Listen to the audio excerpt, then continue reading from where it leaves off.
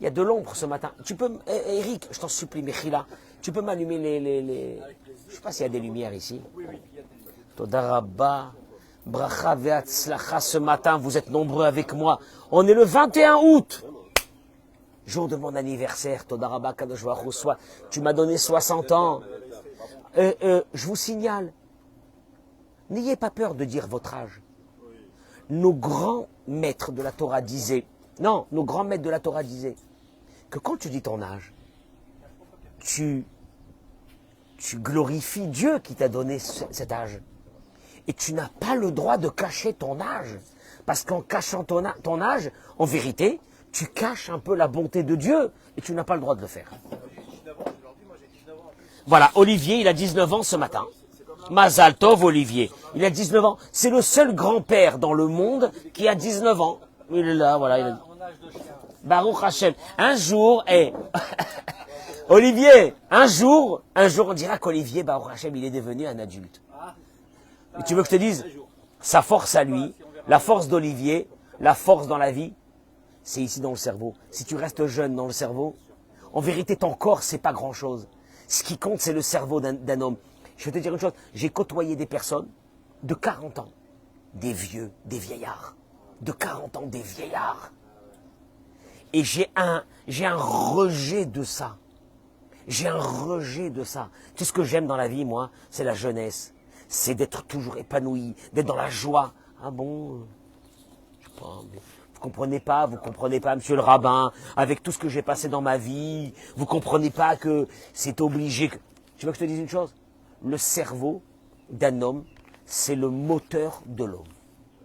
Si tu gardes un cerveau intact, de joie, d'être content de chaque chose, d'être passionné dans ta vie par des choses, tu vieilliras jamais.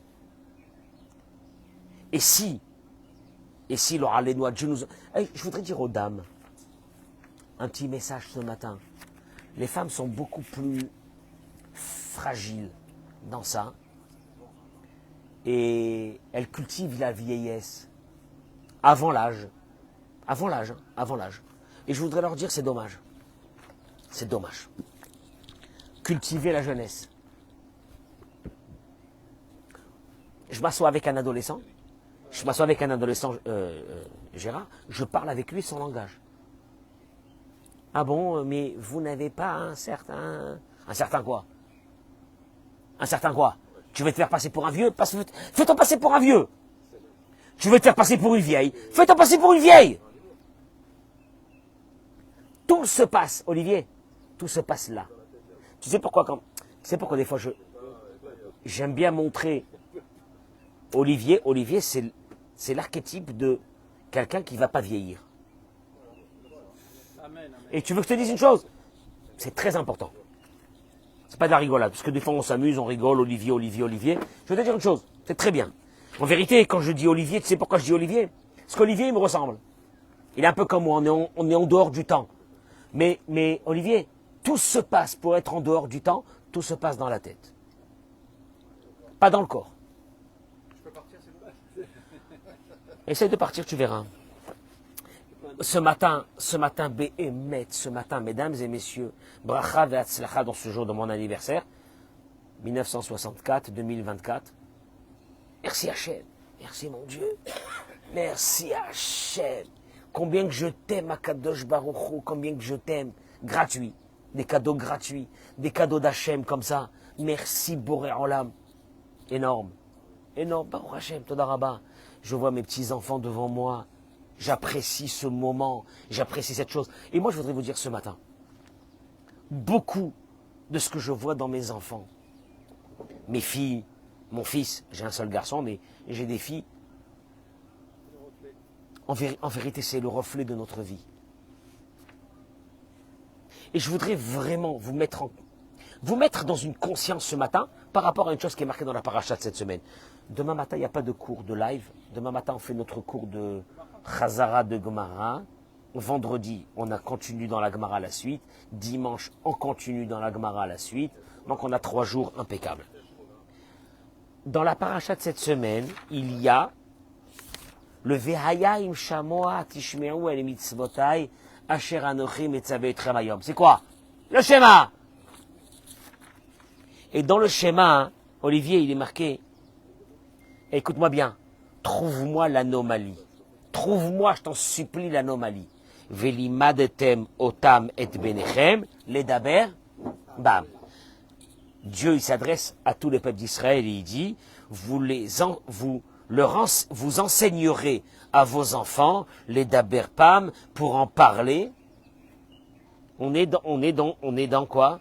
On est dans un langage, velimadetem otam et benechem, vous enseignerez à vos enfants. On est dans un langage de pluriel. Beshiftecha bebetecha. Quand tu seras assis dans ta maison, t'as pas remarqué le problème? C'est quoi? Au moment où il a commencé Dieu à nous dire, quand tu seras assis dans ta maison, il s'est mis à parler au quoi? Au singulier. Ou blertecha baderer, quand tu marcheras dans ton chemin. Ou bshorvecha, quand tu te coucheras. Ou vkumecha, quand tu te lèveras. Hachem. Tu étais en train de nous parler au pluriel. Velimadetem otam et benechem, vous enseignerez à vos enfants. Pourquoi tu continues pas? Beshiftechem, bevetechem, quand vous serez assis dans vos maisons, quand vous vous lèverez, quand vous vous coucherez. Non. Beshiftecha, bevetecha, quand tu seras assis dans ta maison. Pourquoi d'un seul coup le verset, dans le même verset, il permute du pluriel au singulier? Vient le Sava de Kelem, Zecher Tzadik, des Kadosh Livracha. Et il dit, la Torah elle est venue te donner ici en 3-4 mots. Le génome de l'éducation. Que l'éducation est nohatafat moussar ve'achvana. Que l'éducation, c'est pas des discours de moralité. Alors tu fais des discours de moralité à ton fils, tu fais des discours de moralité à ta fille. C'est pas ça, l'éducation. En vérité, moi je dis aux parents, Hervé, je dis aux parents, taisez-vous, fermez votre bouche, ne dites rien. Ah bon? Ne dis rien? Alors je fais quoi? Il te dit, et là, Dougouma, il dit le Sava de Kelem Aïchit. L'éducation, c'est ton comportement à toi, papa et maman. Il n'y a pas d'autre éducation. Lève-toi, va faire ça. Pourquoi tu parles comme ça? C'est pas ça l'éducation. L'éducation, il dit le Sava de Kelem, Dougouma Ishit. Comment on dit Dougouma Ishit? L'exemple personnel. Ouais, l'exemple personnel, la façon de se comporter soi-même. Chez Kechol, chez Abba Veima. En vérité, ça fait très peur de dire ce que je vais dire maintenant. Quand il y a un dysfonctionnement chez les parents, si ce dysfonctionnement pouvait s'arrêter chez les parents, amen, amen, amen, amen, amen. Mais il ne s'arrête pas. Tu sais pourquoi il ne s'arrête pas, le dysfonctionnement? Parce qu'en vérité, ce que les enfants apprennent des parents, c'est pas les discours des parents, c'est le fonctionnement des parents. Yesodze, il dit cette base. Il ramène ici le Rav. Que les ma'asim, les actions du père et de la mère, c'est ce qui va impacter à 100% les enfants. On l'apprend des paroles du Chazon Ish.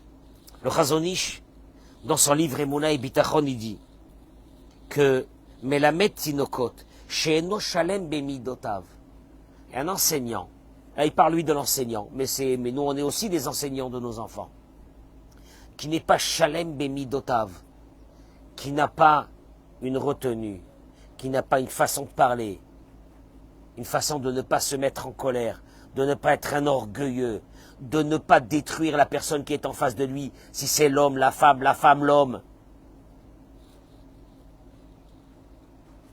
Même si cet enseignant est spécialiste dans des techniques d'enseignement les meilleures du monde,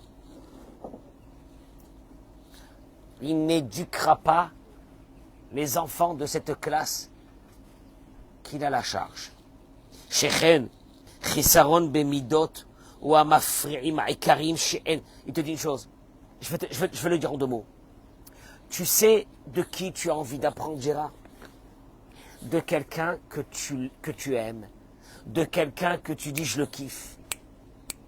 De quelqu'un que tu dis regarde comment il se tait à la place de parler. De quelqu'un que tu le vois comment il se contrôle de ne pas se mettre en colère. De lui tu as envie d'apprendre. Moi, je vais vous dire une chose perso, très perso. Quand j'ai pris les livres du Rav Arush, il y a au moment du Corona, c'était pas les livres du Rav Arush qui m'ont impressionné. Je le connais lui. Une anava, une humilité, une tzidkout. C'est ce que j'ai. Je te dis une chose, je ne peux pas ouvrir un livre de quelqu'un que je connais et que je sais que c'est quelqu'un qui n'a pas ce qu'on appelle Yosher Amidot, comme il dit le Messilat Tesharim. Il n'a pas une façon de se conduire. Je peux pas. Moi, je suis pas quelqu'un d'intellectuel. Je suis désolé, hein. L'intellectualité n'existe pas dans la Torah. L'intellect. Non, il est khfif, il est fort. Ça ne m'intéresse pas. Et je vais te dire la vérité, ça n'intéresse personne. Tu sais de qui on a envie d'apprendre? De quelqu'un qu'on dit, regarde quand même, c'est un type bien. Et il dit, le Chazon Ish, jamais un enseignant qui n'a pas été quelqu'un de bien a pu enseigner. Alors il a les meilleures techniques du monde. Hein.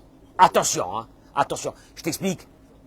Et Eric, un prof de maths qu'on a aimé, parce qu'il nous a donné l'amour, il nous a donné le respect, on a appris les maths. Un prof de maths que quand on rentrait, il nous disait, vous êtes tous des brels. Ou alors, avec vous, monsieur tel et tel, vous, c'est pas la peine. C'est pas la peine, vous n'aurez pas votre bac. Ces gens-là, on n'a rien appris d'eux. C'était des gens stériles. Ils ont pas servi. Ils ont servi à rien. Tu sais pourquoi? Les midot, les traits de caractère. Il dit le Chazon Ish, quelqu'un qui n'a pas des traits de caractère nobles, laisse-le tomber. Il sert à rien. Ah mais il paraît qu'il est très intelligent, qu'il connaît beaucoup de Torah. Dans le Talmud, quelqu'un qui connaît beaucoup de Torah, mais qui n'a pas un comportement adéquat, on l'appelle Chamor Nosé Sfarim. C'est un âne qui porte des livres. Tu as vu un âne, il porte des livres, et qu'est-ce qu'il passe devant les autres ânes et qu'est-ce qu'il leur dit? Hein? Hervé, alors, un peu de respect. Mais il porte des livres. Il a des connaissances. Jamais les connaissances n'ont fait un être humain. Ce qui a fait un être humain, c'est sa personnalité. Tu me suis ou non? Et là, je vous dis tout de suite, en quelques mots, il ramène ici une chose extraordinaire. Il dit comme ça, que Ikar Achinur, j'en supplie, écoutez-moi, parce qu'il y a des parents là maintenant, pendant les vacances, ils se sont lâchés. Des cris, des hurlements, des mots, des mots. La façon de se conduire, on dirait des sauvages. Ikar Achinur, il dit le Rav. L'essentiel de l'éducation, l'essentiel. Taloui, Kodem Kol, Bedavar Echad. J'explique. Moi, je dis aux femmes, vous avez des filles, faites attention à votre tête. Parce que la fille te regarde. Elle se conduira avec son mari comme toi, tu te conduis avec ton mari. À la différence, c'est que ton mari a eu la patience de te supporter. Son mari n'aura pas la patience de la supporter, ta fille, et il la jettera. Je dis aux hommes, tu te conduis mal avec ta femme, elle accepte, elle baisse la tête. Un jour arrivera une femme qui ne supportera pas le comportement de ton fils, qui lui ne fera qu'une chose. Répéter ce que tu as fait. Et cette femme, elle le jettera. Ikar Achinur, l'essentiel. Pourvu qu'il y ait des parents qui m'écoutent ce matin.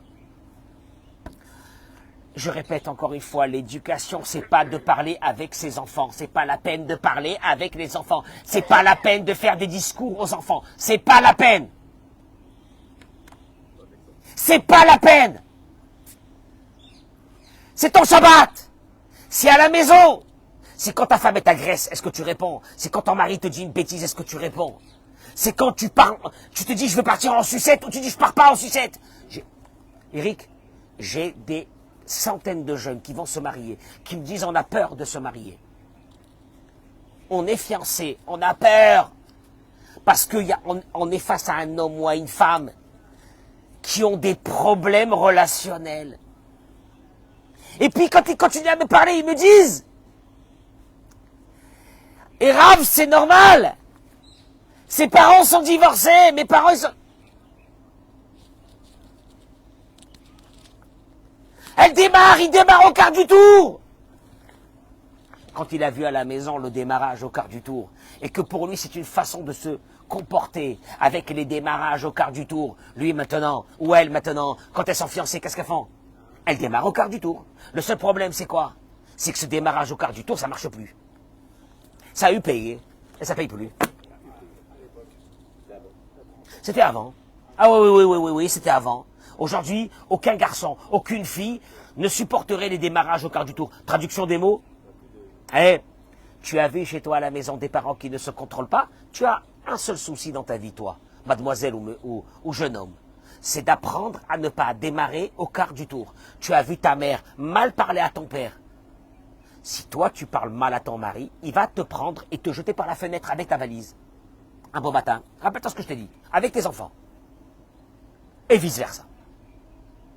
Lama, parce que le chinour, l'éducation, c'est rien d'autre que ce que tu vois, tu reproduis. Et il dit la chose suivante. Il dit une chose. Adam Tsarich la vie. Nous, on parle maintenant de nous, on est parents. On doit comprendre qu'on est venu ici, dans ce monde, pourquoi? Parce que notre âme était déjà là. Elle n'a pas terminé son travail et on est quoi? Samuel, on est quoi? On est revenu. Asma. Alors il te dit,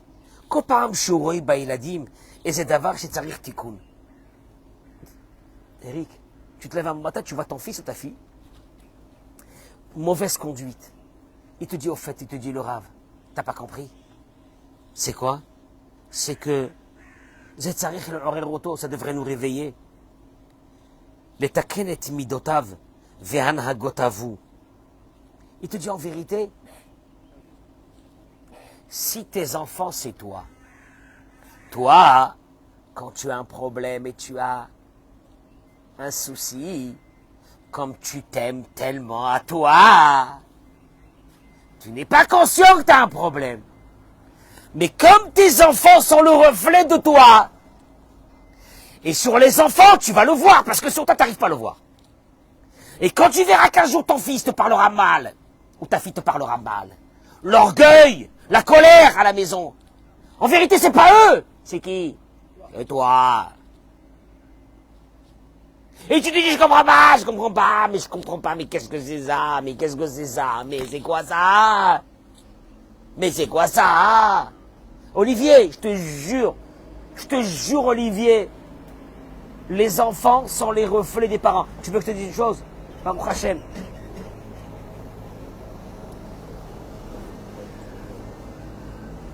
J'ai dit à Rav Dov, tu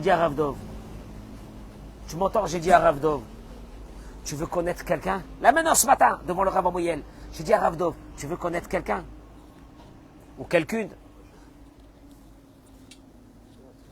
Je n'ose même pas le dire, tellement que c'est dur de dire ça. Regarde les enfants. Nous, on arrive à cacher nos propres travers. Et vice-versa. Tu veux connaître les enfants, regarde les parents. Oui, mais c'est ça. Mais encore une fois, je parle... Georges, c'est la vérité. Je te parle de toi, je parle de moi. Tu crois que je te fais la morale à toi? Je parle de moi, j'ai envie d'évoluer dans ma vie. Tu vas me dire, mais Rav Cohen, à votre âge, 60 ans, c'était déjà quoi? Trop tard. C'est trop tard. 2 minutes. Je vous demande 2 minutes. Il dit comme ça. Il dit en vérité, l'éducation devrait se faire déjà quand tu as 10 ans ou 12 ans ou 15 ans. Pourquoi? Parce que comme tu ne peux éduquer, c'est quoi l'éducation? C'est de donner tes propres valeurs à tes enfants. Comment? On vient d'expliquer, simplement par ton fonctionnement de ta vie. Donc il dit le Rav, en vérité, l'éducation de nos enfants devrait commencer que nous, quand on avait 15 ans, ou 14 ans, ou 12 ans, on devrait commencer à s'éduquer pour pouvoir éduquer quoi? Nos enfants. Pourquoi? Pour la simple raison, c'est que tu ne peux pas donner à tes enfants quelque chose que tu n'as pas. J'explique. Tu ne peux pas, toi qui es colérique, je parle d'un homme ou d'une femme, dire à ta fille, calme-toi. Calme-toi de ta tête. Calme-toi, pourquoi tu t'énerves? Si une fille, elle voit sa mère, que même dans une situation de stress, qu'est-ce qu'elle fait sa mère? Tu crois que la fille, elle n'a pas vu ça? Ou le garçon, il n'a pas vu ça? Mon œil. On a à la maison, vous vous rendez pas compte? Ça fait peur. Je le dis ça aux parents qui ont des jeunes enfants. On a à la maison les radars les plus sophistiqués du monde. Des fois même sans parole, ils ont déjà capté tout. Oh, ils sont petits, ils sont jeunes, ils font pas attention. Tu vas voir. Tu vas voir. Toi, tu passes ta vie. Toi, tu passes ta vie, tu es en train de faire grandir tes enfants. Tu passes ta vie dans des rêves. Tu passes ta vie dans le matériel. Tu passes ta vie dans le paraître. Tu passes ta vie dans des folies matérielles. Tu passes ta vie dans tout ça, tu verras. Et puis un bon matin, Gérard, un bon matin, tu vas te réveiller et tu vas voir qu'il y a une catastrophe chez tes enfants. Ne commence pas à dire qu'est-ce que j'ai fait au bon Dieu.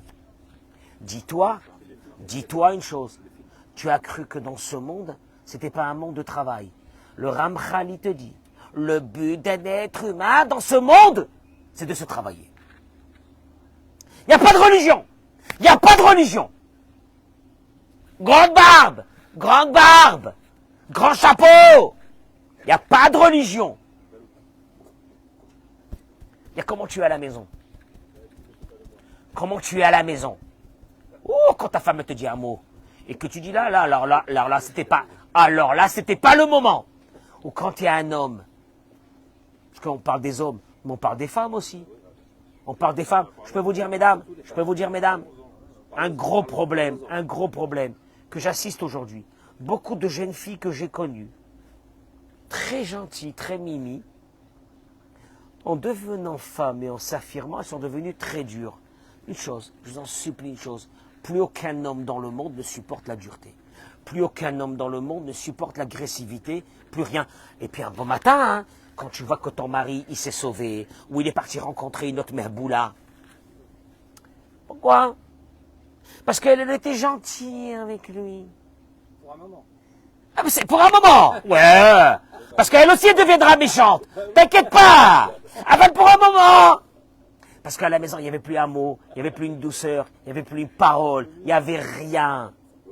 Wallo. Et elle a cru que son mari, c'était un objet, un meuble en merisier, Louis XVI, posé là. Il restera là. Et puis un bon matin, elle s'est levée. Et ce mari s'est cassé. Oui, ces hommes, c'est tous les mêmes. Mais c'est-à-dire, je peux vous avertir une chose. Personne n'a une obligation de rester dans une maison ad vitam aeternam. On reste dans une maison si on est heureux. Réfléchissez à ce que je suis en train de vous dire. Je ne suis pas en train d'encourager les divorces. Je suis en train d'encourager les mariages. À se redresser et à comprendre. On est le produit de nos parents et de nos grands-parents. C'est ça le problème. Et il te dit que... Aujourd'hui, on est dans une époque de fou. Regarde, la reine Rohim, c'est pour cela qu'on voit. Mais derrière Klal, qu'en temps normal, en réalité, Orim chez Gadlo et Tselorim, chez Pagmo Bechinucha, des enfants qui ont grandi, chez des parents qui ont échoué. Ils ont échoué leur propre vie, et nous, on est les enfants de ces parents qui ont échoué leur propre vie. Il te dit, Hemlo Yecholim Arshab la Teta Tadvarim. Eux, ils n'ont pas, comme ils n'ont pas reçu les vitamines. Comment tu veux qu'ils donnent à leurs enfants? Et là, Ken Kamour, il dit le Rav. Attention, Georges, les jeux ne sont pas faits. Ils te disent, il est possible que quoi? Yeshlaem avoda atzmit. Il y a beaucoup d'enfants qui n'ont pas reçu chez les parents. Ils ont fait... Ah ben, ils se sont assis, ils ont fait un travail. Un vrai travail. Mashlimim be'atzma betachaser. Ils complètent le manque.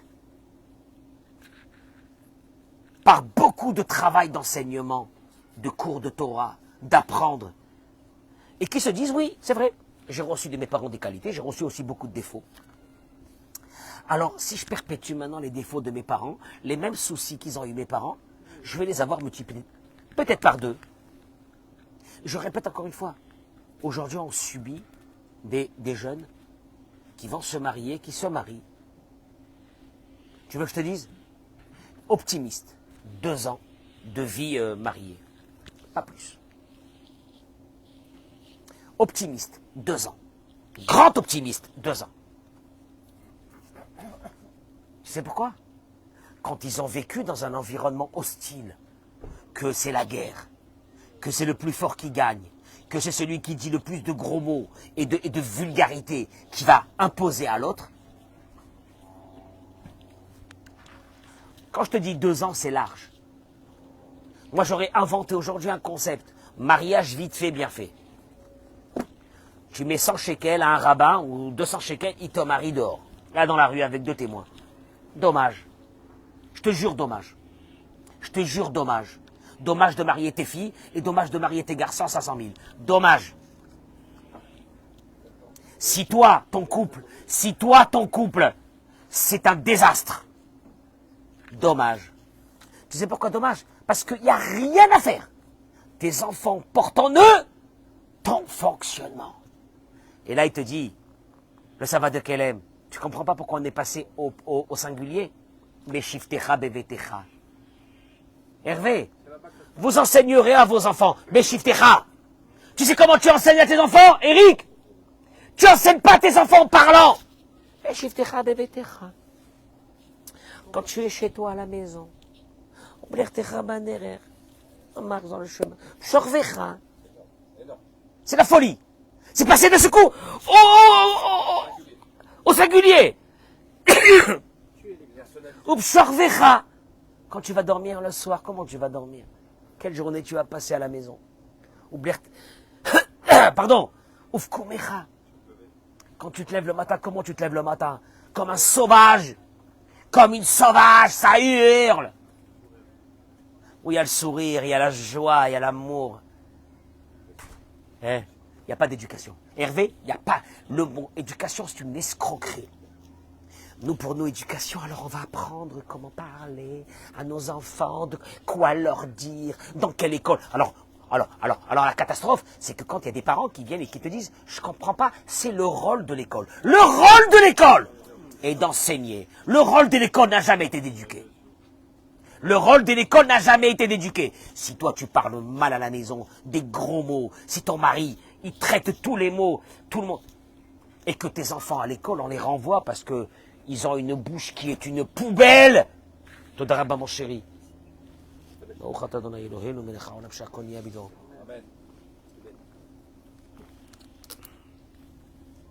y a des femmes qui sont incapables d'aimer leur mari. Parce qu'elles ont eu une mère qui était incapable d'aimer son mari, leur père. Il y a des hommes qui sont incapables d'aimer leur femme. Parce qu'ils ont vécu dans une maison où le mari maltraitait la femme. Et nous aujourd'hui, j'ai envie de pleurer, nous aujourd'hui on subit ces jeunes qui viennent de familles malades. Parce que les parents n'ont pas compris que l'éducation c'était de s'éduquer eux-mêmes. Moi, mais encore une fois, je termine par une chose parce que j'avais commencé avec ça. Rien qu'avec ça. Il ramène ici que de la part de Rabbi Nachman de Breslev, il dit Rabbi Nachman, pour moi c'est un secret, hein. C'est un secret, il est énorme. Il est énorme ce secret. Il dit comme ça. Il misquait. Ah, Olivier, quand je vois ton fils, que j'adore, tu sais ce que je me dis? Écoute ces mots. Tu es obligé d'écouter. Il dit Rabbi Nachman de Breslev dans l'Écoutez Moran, la Torah 141. Écoutez-moi ces mots et vous pouvez partir. אם יזכה שירגיש באמת כאב חטאיו, היינו שימול את עורלת לבבו. Un bon matin, il y a un homme qui se lève et qui dit j'ai envie de couper le prépuce de mon cœur, la pureté, la pourriture, la gava, l'orgueil, la colère. Je vais commencer à travailler ma vie. Je vais commencer à devenir un mec bien. Un mec bien, que tous les gens qui sont autour de moi m'apprécieront parce qu'ils verront de moi un mec bien. J'arrête de penser qu'à ma tête. Je pense aux autres. J'ai envie de vivre. Quand il arrive à ça, il dit Rabbi Nachman, il dit Rak shiamul et orlat levavo. Quand il circoncira son prépuce de son cœur. Comme ça dans la Torah il est écrit. Alors là, il y a dans le cœur un prépuce qu'il faut couper. Il y a une partie qui est mauvaise. Elle est mauvaise, elle est agressive, elle est méchante. Tu la coupes. Ve'ayalo chalal balev. Et que d'un seul coup, son cœur se nettoie. Ve'azai. Et alors à ce moment-là, yargish levavo, godel ke'evo. Il commence à faire teshuva. Il commence à faire teshuva. Il dit Hachem, je t'en supplie, aide-moi. Aide-moi à devenir quelqu'un de normal. Aide-moi à devenir quelqu'un de bien. Aide-moi à devenir quelqu'un de gentil. Aide-moi que quand ma femme me dit un mot, je pète pas un câble. Aide-moi que quand elle me dit un mot, je réponds pas par des bêtises. Aide-moi que quand mon mari, il me met en colère, je me mets pas en colère. Aide-moi à aimer les autres. Aide-moi à vivre dans ce monde pour aimer les autres, pour donner aux autres ce qu'ils ont besoin, pas pour prendre. Il te dit, Rabbi Nachman, c'est ce qu'on appelle, il sentira la douleur de son cœur. Ve'azai migodel acharata. Olivier, tu vas tomber par terre. Au moment où une personne fait teshuva, un parent fait teshuva, des parents font teshuva, ils changent de vie.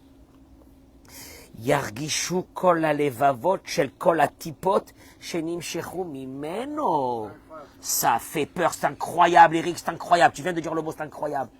Tous les enfants qui sont sortis de lui ressentiront ce réveil. Et modifieront leur ADN. C'est la folie, c'est la folie, c'est la folie, c'est la folie. Et tu veux que je te dise, j'ai pas eu confiance en Rabbi Nachman de Breslev, Chasvé Shalom, je suis parti voir si c'est vrai. Et je te jure, Eric, j'ai vu des personnes qui ont fait des grands changements dans leur vie comportementale. Et tu vois d'un seul coup un changement chez les enfants. Leurs enfants qui sont à des milliers de kilomètres. Ou les chol makom shenimshechu yargishu sham bamakom hem. Même dans l'endroit, même si les enfants habitent loin des parents, ils ressentiront ce réveil. D'où on le sait, il dit Rabbi Nachman, c'est marqué dans la Torah. Umal Adonai et levavecha. On arrive bientôt dans cette paracha. Et Dieu va circoncire ton cœur et le cœur de tes enfants. C'est la je vois pas pourquoi, quel est le rapport. Pourquoi mes enfants? Toi, quand tu vas circoncire ton cœur, le cœur de tes enfants, il sera circoncis. Ou les il est obligé que quelqu'un qui a eu un réveil, que ses enfants ressentent ce réveil.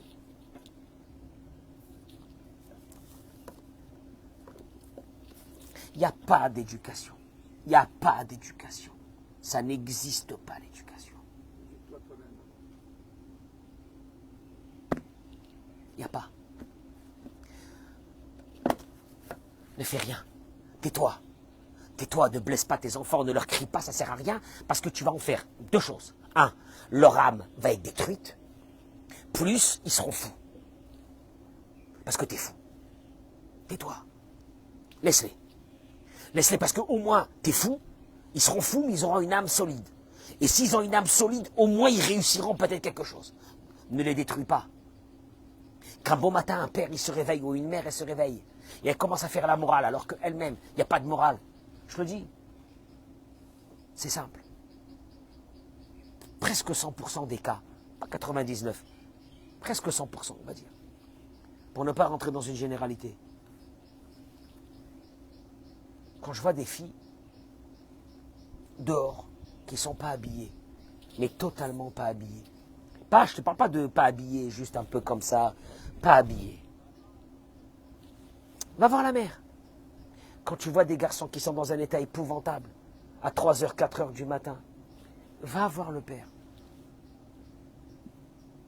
quand tu vois des parents sérieux, qui ont des valeurs et qui vivent ces valeurs, et qui kiffent la prière le matin, et qui kiffent d'être connectés avec Dieu, parce que sinon ça sert à rien d'être vivant dans ce monde, ce corps pourri qu'on a, ça sert à rien, c'est notre âme, elle est connectée avec Dieu. Tu verras les enfants, ils sont connectés avec Dieu. Il n'y a pas de, je répète, mais où est le, Olivier, je t'en supplie, transmettez secours à tout le monde. Mesdames et messieurs, vous connectez, transmettez secours à tout le monde. On a nous en tant que parents, c'est pas possible combien qu'on a de responsabilités. Tu sais pourquoi? Parce que si nous on est tordus et qu'on fait sortir un enfant tordu, Eric, si nous on est tordus et qu'on fait sortir un enfant tordu, si ça se terminait qu'à ça, le problème c'est que cet enfant tordu va lui aussi amener des enfants tordus, qui amèneront des enfants tordus. Maintenant tu veux que je te dise une chose? Olivier, j'ai une religion, une seule, l'équilibre. J'ai pas de religion. L'équilibre. La Torah m'a amené à l'équilibre. L'équilibre. Si quelqu'un est fou, orgueilleux, imbu de soi, vulgaire, et qu'il écrase les autres, qu'il ne respecte pas les autres, ces enfants seront comment? Pareil. Ah, il peut se lever un bon matin, il commence à crier à la maison, il dit aux enfants, mais qu'est-ce que j'ai là? Oui, qu'est-ce que... Parlez jusqu'à demain. Si tu as du respect pour les autres, tu as de l'amour pour les autres, tes enfants, ils ont le même amour.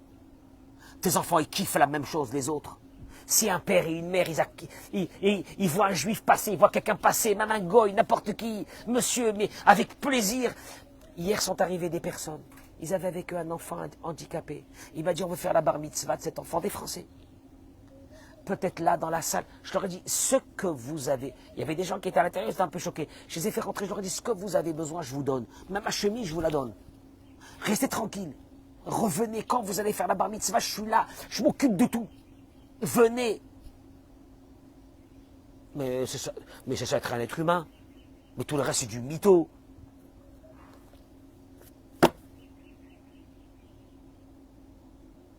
Par contre, tous ceux qui ne m'écouteront pas aujourd'hui, c'est pas grave. Les enfants un jour,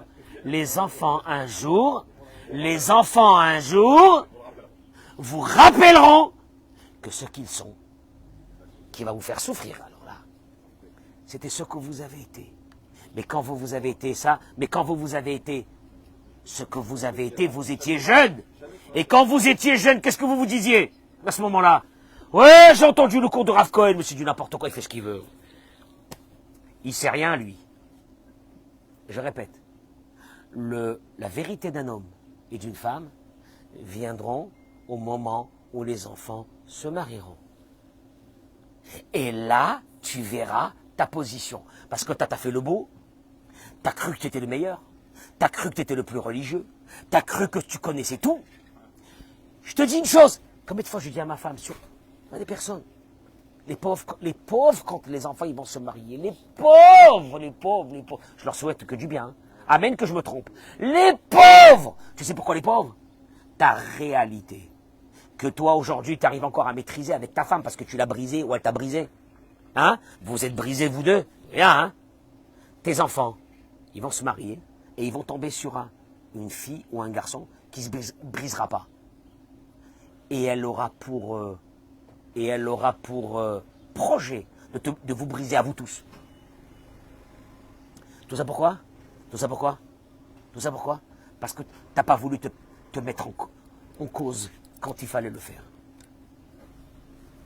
Le miroir de notre vie, c'est nos enfants. Le miroir de notre vie, c'est nos enfants. Et Gérard, et souvent, on a une grande agressivité vers nos enfants parce qu'ils reflètent exactement la réalité que nous, depuis des années, nous essayons de la cacher. On appelle ça le émet de la Torah. Vous enseignerez à vos enfants, Beshivtecha bevetecha, on est passé au singulier, Ublertecha bader. Il dit le Sava de Kelem, chez toi à la maison seul. Là commence l'éducation. Là commence l'éducation, pas avant. Je vous souhaite une journée exceptionnelle. Amen, Kenny, Ratson Bracha.